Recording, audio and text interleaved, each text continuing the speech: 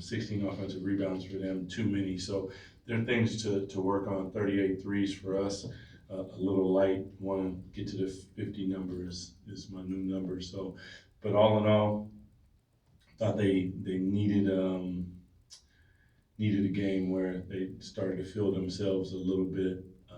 Zach good.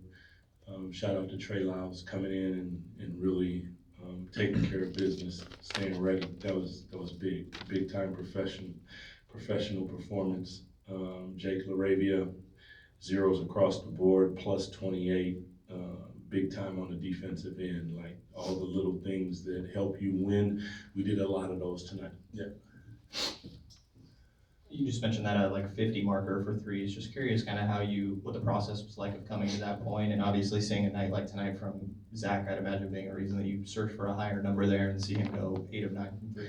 Yeah, there's some calculations for me personally, not like analytics or anything like that, just like how I add them up. And to get to that number, it's a big number. But we have to push ourselves to try to take that next step. And that means we have to share the basketball, we have to spray the basketball, we have to collapse the defense, all the things that equate to the way that I would like to see us play on a night-to-night basis is a style of basketball that is about my teammate and about helping my teammate. Doug, a night like this for Zach, just what can that do for him? It's huge. I mean, I've known Zach and the way that he plays and what he's capable of, and he and I have had conversations. And to his credit, I thought that he's been trying to fit in, and we need him to be himself so that we can figure out how to best support him. That doesn't mean he's going to come out and give 42 every night, but stay aggressive, be aggressive.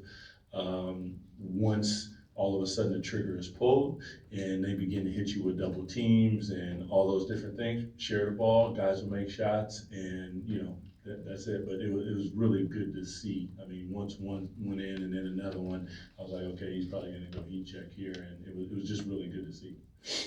Hey Doug, especially in the first half, just personal observation, it seemed like there was more of an emphasis on playing through Domantas Sabonis a lot, especially with, I noticed Zach and Domas seemingly playing off each other and getting more comfortable with each other.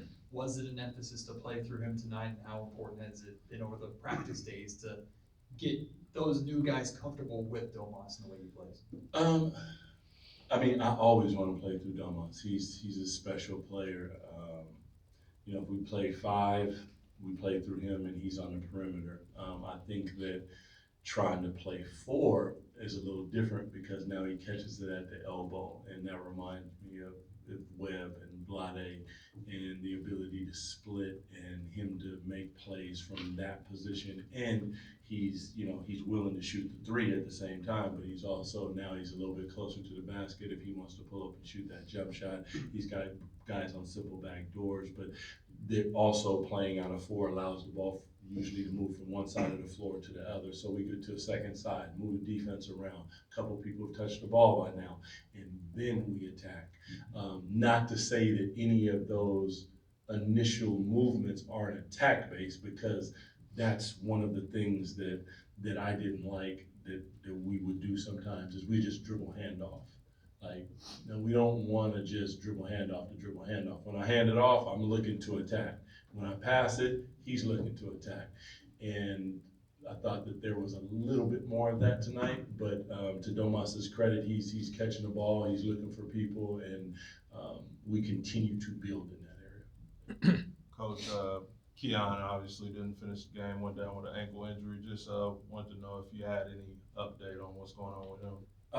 No, as of yet, I do not. But hopefully for him, it's just something cursory, not a big deal. But we will see tomorrow how he's feeling and judge everything from there. Yeah. Doug, before the game, you talked about kind of your expectations for a response. I wonder, how pleased you were with the energy and the effort and all the things you saw to start the game in the first, and then maybe on the other hand, like what you thought about how the third quarter began. it's human nature sometimes, and I've said this to them before, is like, I get it, it's human nature, it's natural. I don't want natural, I want supernatural. So I don't want you to fall into what most times happens at the beginning of the third quarter for the first 5 minutes, and all of a sudden we take our foot off the gas. It was addressed at halftime, but I get it, it happens sometimes, but unacceptable. Like, the start a little bit better, but I think that they have more to give. And I think they have more to give, which is probably even more important what the hell I think. So as long as they go out and they play together, they move bodies and move the basketball, everybody is live. So if you get a good look at one, take it. We're okay. Everyone's in the gym, everyone's working on their game, so that's a good thing. But third quarter is a super important quarter because championship level teams, playoff level teams, they take advantage of teams who do not come out ready to play in the first 5 minutes. And that can be the difference in an 8-0 or 10-0 or 12-2 run that changes the game. Yeah. With no Keon in that second half, Markel steps into that sub pattern, gets put on LaMelo. Just what have your early impressions been of what he has on both sides? I like what I see from Markel. You know, the ability to communicate with him is high level. He understands what we're asking him to do.